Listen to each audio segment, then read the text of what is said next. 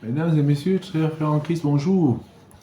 Nous allons parler d'un sujet aussi important, c'est celui de c'est quoi la paternité? La paternité biologique et la paternité spirituelle. Définition générale de la paternité. La paternité désigne le fait d'être père sous deux dimensions. La paternité biologique liée à la génération physique, la paternité spirituelle liée à la transmission morale, éducative et spirituelle.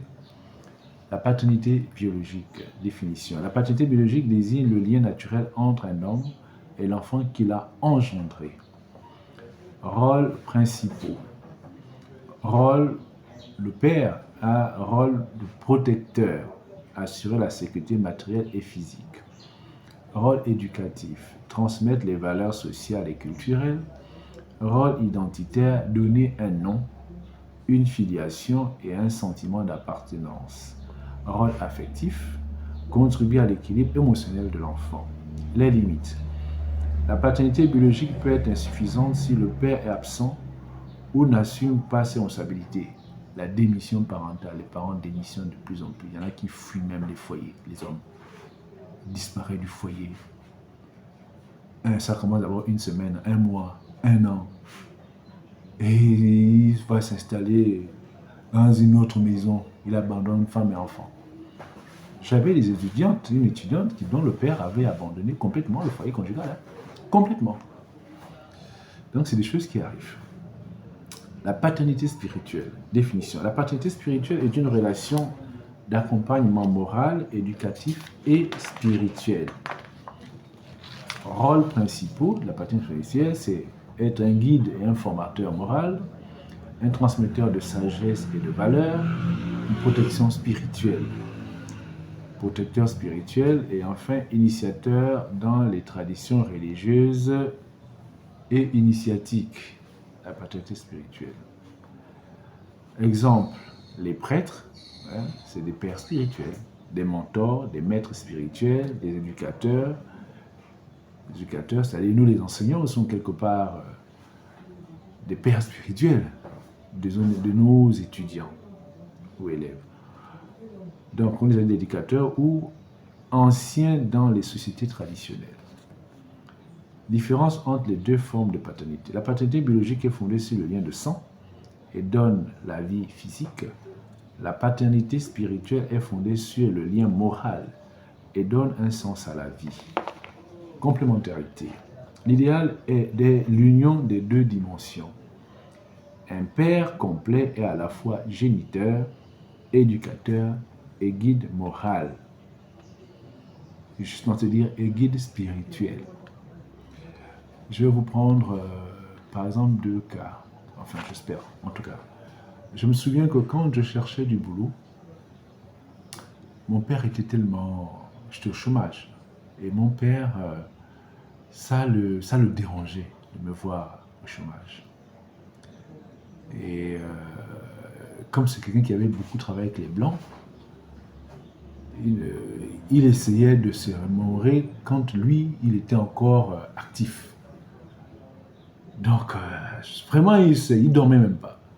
Et un jour, je vois en songe, il me prend par la main et il m'amène dans les rues de Beauville pour chercher le travail. Voilà, la paternité, ça c'est le père. Sur le plan spirituel, et effectivement, il vous accompagne également, spirituellement. Un vrai père, il est père sur le plan physique, il est aussi père sur le plan spirituel. Il doit protéger ses enfants sur le plan physique et sur le plan spirituel. Il doit pouvoir obéir ses enfants sur le plan physique et sur le plan spirituel, dans la mesure de son possible. C'est ça, être père. Aujourd'hui, même la simple paternité, on va dire quoi, biologique, il y en a qui fuient, qui ne s'assument pas. Quant à la paternité même plus spirituelle, il y en a qui ne savent même pas que ça existe. C'est des ignorants de leur rôle de père sur le plan spirituel. C'est quoi un père? Il doit protéger ses enfants, protéger sa femme, y compris sur le plan spirituel. Donc, il faut que ce soit quelqu'un qui ait des outils, qui soit éduqué et qu'ils soient outillés sur le plan physique et sur le plan spirituel. Alors, dérive possible, c'est le point 6, paternité biologique. L'autoritarisme, c'est une dérive. L'irresponsabilité, c'est une dérive. Les pères irresponsables qui abandonnent leur foyer.